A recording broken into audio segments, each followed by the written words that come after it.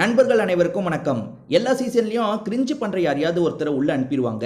ஆனா இந்த வாட்டி வந்து ஏகப்பட்ட கிரிஞ்சு பண்றவங்கள உள்ள அனுப்பி வச்சிருக்காங்க.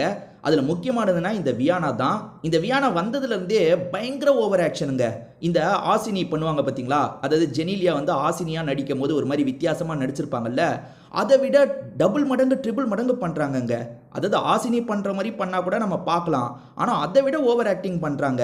போன வாட்டி சௌந்தர்யா வந்து அந்த மாதிரி பண்ணியே ரொம்ப நேரம் வந்துட்டாங்கல்ல, அதாவது ரொம்ப நாள் வந்துட்டாங்கல்ல, அதை நம்ம யூஸ் பண்ணிக்கலாம். ஸ்டார்டிங்ல இருந்தே கியூட்டா பண்ணலான்ற மாதிரி சிலது பண்றாங்க.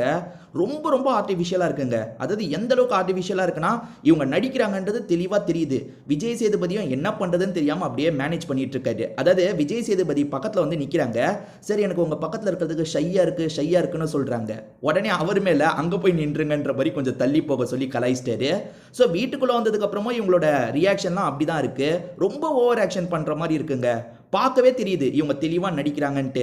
ஆனா நம்ம பசங்க கிட்ட ஒரு பிரச்சனை இருக்கு. அது என்னன்னு பார்த்தீங்கன்னா, பொண்ணு பார்க்கறதுக்கு கொஞ்சம் அழகா இருந்துச்சுன்னு வச்சுக்கோங்களேன், கிரிஞ்சா பண்ணாலும் சரி, இவனுங்க ஃபேன் கிளப் ஆரம்பிக்கிறான் அப்படின்ற மாதிரி பயங்கரமா சப்போர்ட் பண்ண ஆரம்பிச்சிருவாங்க.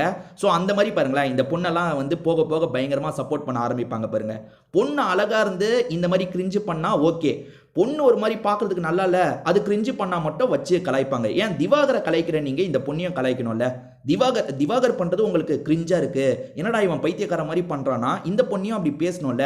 ஆனா நீங்க பாருங்க, இப்ப பேசுறாங்க, போக போக இந்த பொண்ணுக்கு நம்ம ஆளுங்க ஃபயர் விடுவாங்க பாருங்க. நீங்க இந்த பொண்ணை பத்தி என்ன நினைக்கிறீங்க அப்படின்றத கமெண்ட் செக்ஷன்ல ஷேர் பண்ணிக்கோங்க.